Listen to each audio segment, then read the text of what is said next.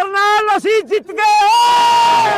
Government property को without any approval, बिना किसी परमिशन के हर्ट करने का मामला है, तो मैंने इसकी सदर थाने में जो शिकायत दी है और आई थिंक मुझे जो सूचना मिली है कि उस पर जो मुकदमा FIR दर्ज हो गई है। यदि टी लगाने की कोई सरकारी अनुमति नहीं थी तो फिर धरने पर बैठे लोगों को ये विश्वास किसने दिलाया कि उनकी मांग पूरी हो गई है? डिपार्टमेंट से इस तरह की कोई भी अप्रूवल ना जारी हुई है और ना उनकी तरफ से कोई ऑफिशियल मांगी गई। दोस्तों, जनमंच पर एक बार फिर से आपका स्वागत है।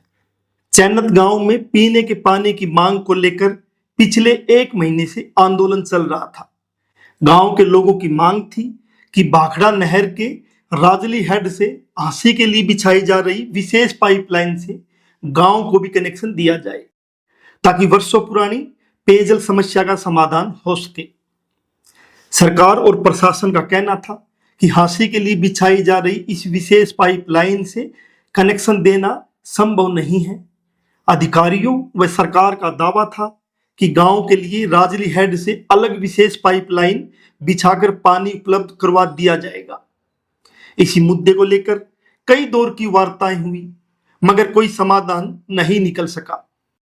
आंदोलन के अंतिम चरण में गांव के 5 बुजुर्ग पिछले 10 दिनों से आमरण अनशन पर बैठे हुए थे। एक तरफ प्रशासन अपनी बात पर अड़ा था तो दूसरी तरफ आंदोलनकारी अपनी मांग पर डटे हुए थे। इस बीच हरियाणा की लगभग सभी विपक्षी पार्टियों के नेता, किसान संगठन और सामाजिक कार्यकर्ता आंदोलन के समर्थन में पहुंच रहे थे। हवा में खबरें ये भी चल रही थी कि कांग्रेस नेता राहुल गांधी भी धरने पर आ सकते हैं। मगर आंदोलन के बीच अचानक एक नया घटनाक्रम सामने आया। ग्रामीणों के अनुसार पूर्व सरपंच संगठन के प्रधान सोमेश धरना स्थल पर पहुंचे और उसी रात पाइपलाइन में टी जोड़ दी गई। इसके बाद आंदोलन स्थल पर जीत का माहौल बन गया। बुजुर्गों के आमरण अनशन को समाप्त करने की घोषणा हुई। सरकार और उसके नेताओं के समर्थन में नारे लगे तथा अगले दिन गांव में जीत का जश्न मनाया गया। महिलाओं ने नाच गाकर खुशी जाहिर की मगर ये खुशी ज्यादा देर टिक नहीं सकी। जश्न के दौरान ही खबर आई कि पाइपलाइन में टी लगाने के मामले में प्रशासन ने शिकायत देकर FIR दर्ज करवा दी है। प्रशासन का आरोप है कि पाइपलाइन में बिना अनुमति टी लगाई गई जो गैर कानूनी है। जब जनमंच ने इस मामले में पब्लिक हेल्थ विभाग के अधिकारियों से बात की तो उनका स्पष्ट कहना था बिना अनुमति पाइपलाइन में टी लगाना गैर कानूनी है।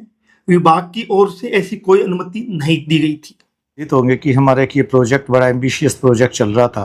900 mm की लाइन जो थी, जो हमारे खानपुर से आ रही है, राजली हेडवर्क के पास से आ रही है और ये हांसी के लिए आ रही थी। पिछले कुछ समय से धरना प्रदर्शन भी हुआ था चैनत में। अभी परसों ये इन्फॉर्मेशन मिली शाम को कि कुछ लोगों ने जो है हमारी जो लाइन थी 900 mm की तो टेम्पर्ड की है और उसमें टी इंस्टॉल की। मैंने इसमें खुद कल भी जाके देखा। परसों तो रात को इतना पता नहीं चल पाया सिचुएशंस का। कल सुबह मैंने जाके देखा तो लोगों ने वहाँ पे जो था काफ़ी एक हमारी जो लाइन थी 900 mm की उसको टेम्पर्ड करके उसमें टी लगाई हुई थी और उसके आसपास का भी वो पाइप का तो नुकसान हुआ ही, उसके आसपास के दोनों साइड के पाइप्स को भी डैमेज हुए हैं, नुकसान है उनका क्योंकि उनके जॉइंट हिल गए।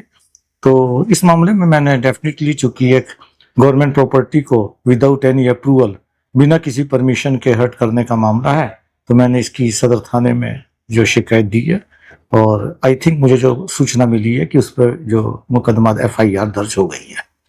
सर, ग्रामीण कह रहे हैं कि ये तो सरकार के द्वारा लगाई गई, सरकार के नारे भी लगाए गए हैं, विभाग को पता नहीं है। वहाँ के सरकार के आदमी हमारे पास आए थे, वो लगा के बकायदा लगा के गए हैं। हमारी तरफ से कोई लगाए नहीं गया, कोई छिड़कानी नहीं की गई। देखिए सर, किसी चीज का जो है ना एक हम लोगों का एक सिस्टम होता है। जब मुझे नहीं पता कि इस मामले में वो क्या कह रहे हैं और किस एंगल से कह रहे हैं, आई डोंट नो, क्योंकि ये मेरी तो उनसे इस बारे में कोई बात नहीं हुई। लेकिन डेफिनेटली अगर कोई चीज़ है, हम अगर आप देखेंगे कि एक हम 6 mm का कनेक्शन भी, अगर डोमेस्टिक कनेक्शन भी लेते हैं तो उसकी भी अप्रूवल की फाइल आती है और अप्रूवल की फाइल आने के बाद वह बाकायदा एक अप्रूवल की जाती है और इसके बाद वो कनेक्शन जो है कंज्यूमर लेता है। तो एक सिस्टम होता है। सिस्टम में मैं तो इतना जानता हूँ आपके पास कोई लेटर डिपार्टमेंट से इस तरह की कोई भी अप्रूवल ना जारी हुई है और ना उनकी तरफ से कोई ऑफिशियल मांगी गई है। तो सर, जिस तरीके से वहाँ एक टी लगाई गई है, जेसीबी का प्रयोग किया गया है, तो ये टी कहाँ से वो लोग लेके आए हैं, कोई ऐसा अंदाजा है? या जेसीबी किसकी थी, नंबर कुछ हो? देखिए, जो जहाँ तक हम लोगों का एक जो तो सिस्टम होता है, किसी भी चीज़ का जो है ना एक कॉन्ट्रैक्ट होता है, एक इंडेंट उसको जारी होता है। तो बाकी पर ये जो इन्होंने जो टी लगाई है या जो जेसीबी लगाई है, ये इसमें डिपार्टमेंट का इन्वॉल्वमेंट नहीं है। इन्होंने जो भी किया हुआ है अपने प्राइवेट एंगल्स पे जो भी एक मैनेज किया है, ये तो मुझे इसके बारे में डिटेल जानकारी नहीं है, लेकिन इतना निश्चित है कि जो भी कुछ किया है इन्होंने अपने लेवल पे अपने एक उसमें डोमेन में ही किया है। डिपार्टमेंट का इसमें कोई भी किसी किसके भी खिलाफ मुकदमा दर्ज किया गया? मुकदमा तो अज्ञात लोगों के खिलाफ ही किया गया है, क्योंकि स्पेसिफिक आइडेंटिफिकेशन जो था उस दिन, घटना तो ये रात की थी, शाम के बाद की ही थी, तो आइडेंटिफिकेशन नहीं हो सका, तो डेफिनेटली अज्ञात लोगों के खिलाफ ही करना था। क्या सर टी लगाने वाले जेसीबी या फिर अन्य लोगों पर मुकदमा दर्ज किया जाएगा? इसमें तो जो भी इन्वॉल्व होगा, इसमें डेफिनेटली इस पूरी प्रक्रिया में कोई भी जो भी एसोसिएट होगा, जिन्होंने भी वो हमारा किसी न किसी रूप में इस पूरे प्रोसेस में शामिल होगा, तो वो तो पुलिस की तफ्तीश का मामला है कि वो किस एंगल से करते हैं। लेकिन मैं समझता हूँ कि जो भी इन्वॉल्व है सरकारी संपत्ति को डैमेज करने में, वो उन पर सभी पे इस मामले में कार्यवाही की। मामले में पुलिस अधिकारियों से संपर्क करने का प्रयास किया गया। सदर थाना एसएचओ से लेकर डीएसपी तक उन्होंने इस विषय पर टिप्पणी करने से इनकार कर दिया। जब जनमंच ने आंदोलन का नेतृत्व कर रहे पूर्व सरपंच सत्यवान और मौजूदा सरपंच प्रतिनिधि हिमांशु से बात की, तो उन्होंने कहा, टी हमने नहीं लगाई, टी सोमेश कुमार व उसके आदमियों ने लगाई थी। सोमेश को विकास सीसर और हर्ष शिकारा धरने पर लेकर आए थे। सत्यवान जी, ये जो अभी टी लगी थी आपके, हाँ जी, इसकी कोई ये अभी कोई एक एफआईआर भी दर्ज होगी, ऐसे कह रहे हैं? हाँ, नाम के नाम हुई है। हाँ जी, तो आप अपना जो समझौता हुआ था, कोई एफआईआर वो समझौता हुआ था, वो किसके साथ हुआ था? वो सुमेश था, पीछे सरपंच एसोसिएशन का हरियाणा का प्रधान था। हाँ जी, उसके थ्रू होया था। तो उनको लिखित में नहीं दिया? नहीं, लिखित में नहीं है। उन्होंने कहा था कि हम आपकी टी लगवा देते हैं, आप अपने अनशनकारियों को दुष्पिलवा दो। नहीं, वो कोई सरकार में कोई वो तो नहीं, अफसर नहीं, सरकार में कोई पद नहीं, सरकार की तरफ से भेजा हुआ नुमाइंदा था वो। तो फिर भी फैसला तो उसके साथ हो गया। कोई लिखित में तो करना चाहिए था सर, क्या नहीं हुआ कोई? लिखित में नहीं होया, वह मौखिक होया। तो फिर अभी क्या चल रहा जी? अभी धरना तक स्टार्ट है हमारा। हमने यही कहा था कि आप टी लगा दो, हाँ जी, हम अनशन खत्म करवा देंगे। ठीक है जी। और तो फिर उन्होंने कहा था आगे हम आपका सारा सौदा लिखित में करवा देंगे, सीएम से बात करके हाँ जी, आपको सीएम से मुलाकात करवा के वहाँ आपका पक्का सारा ऐलान करा देंगे। तो अभी आंदोलन चल रहा आपका? हाँ, हमने ये कहा था कि हम सिर्फ अनशन खत्म करवाएंगे, टी लगवाओगे तो आप, अगर हमारा प्रॉपर सारा समझौता केस वापिस, लाइन टी से हमारे वाटर वर्क्स तक टी पहुंचेगी और सीएम घोषणा करेंगे, उसके बाद हम धरना उठाएंगे। लेकिन हमारा धरना चालू रहेगा। सरकार ने तुम एफआईआर दर्ज करवा दीजिए आप पे, जिन्होंने टी लगाई। हमारे ऊपर नहीं करवाई, हमारा नाम नहीं है। नाम नहीं, जिन्होंने टी लगाई है। हाँ, टी उन्हीं ने लगाई, हमने नहीं लगाई थी। सुमेश ने लगवाई है टी, और हमारा ना तो कोई गांव का आदमी इन्वॉल्व होया टी लगाने में। हाँ जी, हाँ, देखो तमाशबीन दर्शन देखने वाले सारे जाते हैं। मतलब सुमेश ने लगवाई है। हाँ, सुमेश ने लगवाई है। और सुमेश से ही आपकी बातचीत हुई थी? हाँ, सुमेश से ही बातचीत हुई। सुमेश ने हर्ष शिकारा और विकास के थ्रू हमारे से संपर्क किया। हाँ जी, और उनने हमारे से बात करी। ठीक है जी। विकास ने और सुमेश ने। सरपंच जी नमस्कार। नमस्कार जी। मीडिया से बोल रहा हूँ मैं, हिसार से उदय। हाँ जी, हाँ जी सर, ये आपका मामला था, टी लगी थी तो लग रहा था भाई ठीक है लगी थी, अब ये दोबारा एक मामला आ गया, एफआईआर दर्ज हुई है। हाँ जी, तो सर आपसे थोड़ी जानकारी चाहिए, क्या मानना सर आपका, ये एक बार टी लगी और फिर एफआईआर हो गई?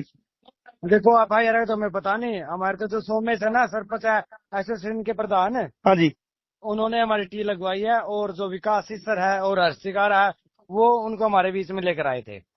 हाँ जी, हाँ जी, तो तो कोई उनकी तरफ से लगी थी टी, और बाकी हमें पता नहीं सरकार ने लगवाई है या किसने लगवाई है। तो उन्होंने कोई लिखित में नहीं दिया था कि सर? नहीं, लिखित वगैरह का तो नहीं पता जी हमें, तो बस यही है कि वो हमारे बीच में आए थे, हमने बातचीत की भाई ऐसे ऐसे ये लगा रहे हैं, तो वो जो सोमेश है सरपंच एसोसिएशन के प्रधान 2021 वाले, हाँ जी। उन्होंने भाई टी मंगवा के उन्होंने टी लगवा दी। तो ये टी कहाँ से लेके आई सर?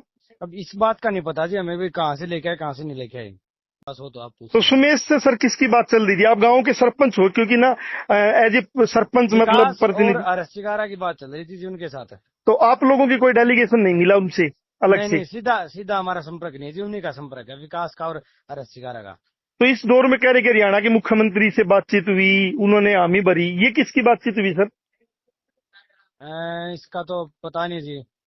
जब हमने उनसे पूछा कि क्या टी लगाने से पहले सरकार के किसी मंत्री, मुख्यमंत्री या वरिष्ठ प्रशासनिक अधिकारियों से बातचीत हुई थी, क्या कोई लिखित अनुमति दिखाई गई थी, इस पर दोनों नेताओं ने स्वीकार किया कि उनके पास ऐसी कोई लिखित अनुमति नहीं थी और न ही वे कोई अनुमति पत्र दिखा सके थे। अब पूरे घटनाक्रम में सबसे बड़ा सवाल यह है कि आखिर आंदोलनकारियों को भरोसा किस आधार पर दिलाया गया कि पाइपलाइन में टी लगाई जा सकती है। यदि टी लगाने की कोई सरकारी अनुमति नहीं थी तो फिर धरने पर बैठे लोगों को यह विश्वास किसने दिलाया कि उनकी मांग पूरी हो गई है? क्या आंदोलन को खत्म करवाने के लिए जल्दबाजी में ऐसा कदम उठाया गया?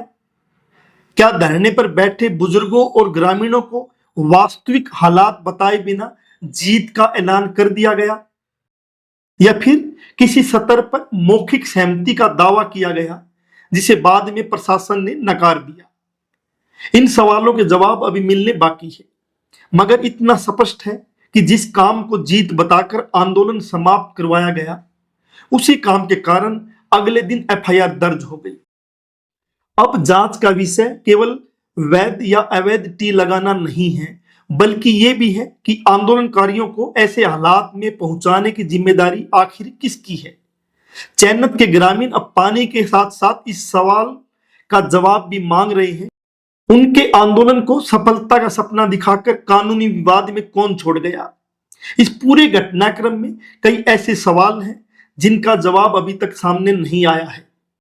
सबसे बड़ा सवाल उन लोगों पर खड़ा होता है जो आंदोलन की वार्ताओं और समझौतों की प्रक्रिया में शामिल थे, अपने आप को अनुभवी नेता बताने वाले, जो लंबे समय से इस आंदोलन के साथ जुड़े हुए थे।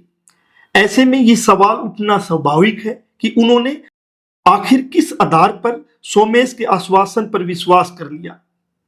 यदि पाइपलाइन में टी लगाने की अनुमति वास्तव में थी तो उसकी लिखित मंजूरी क्यों नहीं ली गई, और यदि लिखित अनुमति नहीं थी तो फिर आंदोलनकारियों को जीत की घोषणा करने के लिए कैसे राजी कर लिया गया। सोमेश कुमार न तो कोई सरकारी अधिकारी है और न ही सरकार में किसी पद पर है।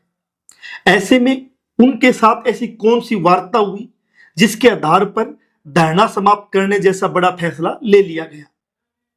अगर सोमेश सरकार से बातचीत होने या मांग मान लिए जाने का भरोसा दे रहे थे, तब भी सवाल यह है कि इसकी आधिकारिक घोषणा किसी उपायुक्त, एसडीएम, पब्लिक हेल्थ विभाग के वरिष्ठ अधिकारी या सरकार के किसी मंत्री से क्यों नहीं करवाई गई। आखिर आंदोलन समाप्त करने से पहले किसी सक्षम अधिकारी से सार्वजनिक पुष्टि क्यों नहीं ली गई।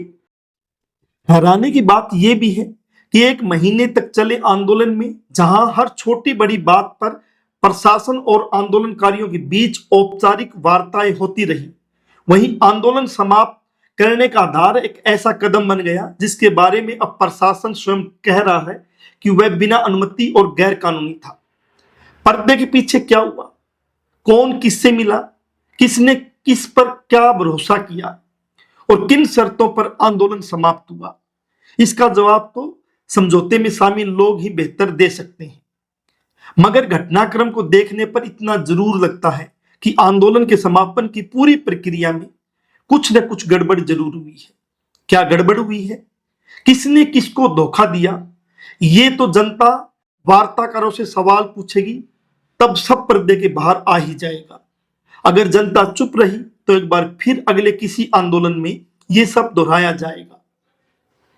जनमंच पर आप बने हुए थे, फिर हाजिर होंगे। तब तक के लिए शुक्रिया।